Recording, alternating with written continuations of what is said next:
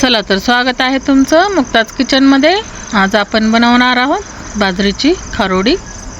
त्यासाठी आपल्याला लागणार आहे बाजरी। आता आपण ही 3 किलो बाजरी स्वच्छ धुवून घेणार आहोत। आता ही आपण बाजरी 2-3 पाण्याने स्वच्छ धुवून घेतलेली आहे आणि बाजरी आपल्याला वाळायला टाकायची आहे टेरेसवर। आता ही आपली बाजरी वाळलेली आहे बघा। आता आपल्याला ही जात्यावर भरडून घ्यायची आहे बाजरी। आता हे तुम्ही गिरणीतूनही काढून आणू शकता।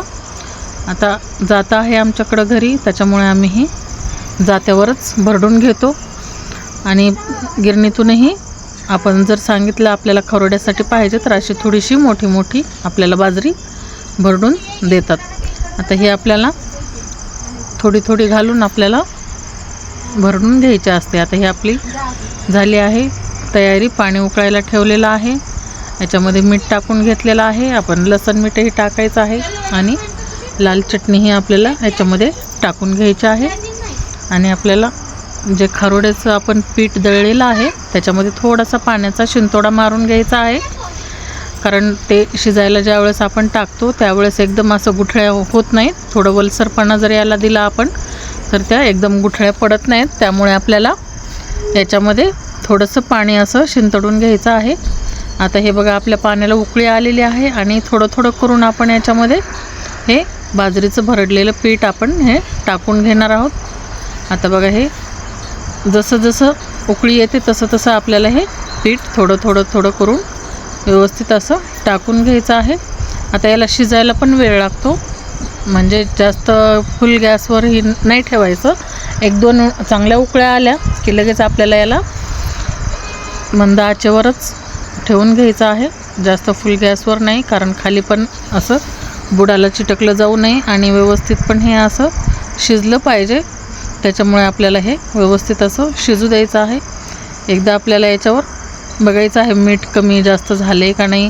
तुमच्या हिशोबाने तुम्ही मीठ टाकून घेऊ शकता कमी जास्त, आणि याला अगोदरच तुम्ही टेस्ट करून बघू शकता पाण्याला की मीठ हे कमी जास्त झाले का। आणि याला आपण झाकून ठेवणार आहोत हटून।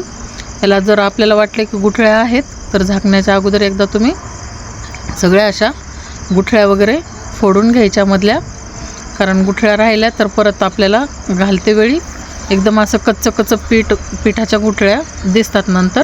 त्याच्यामुळे एकदम असं चाटून बघा। आता मी पळीने फिरवत नाही, हा लाकडाचा चाटू आहे आपला, तर त्याच्याने असं मस्त अशा फुटल्या पण जातात। आणि छोटासा आहे हा, एकदम पळीसारखाच आहे, तर याच्याने मस्त फुटल्याही जातात आणि पोळतही नाही। हा मेन म्हणजे आपल्याला पळी जी आहे आपली स्टीलची किंवा ह्याची चम्मच वगैरे असतो तो असा चटका बसतो त्याच्याने, कारण आपण खूप वेळेला याच्यामध्ये फिरवून घेतो त्याच्यामुळे चटका बसण्याची शक्यता असते। हा लाकडाचा जो चाटू आहे त्याच्याने आपल्याला चटका वगैरे बसणार नाही, काही नाही।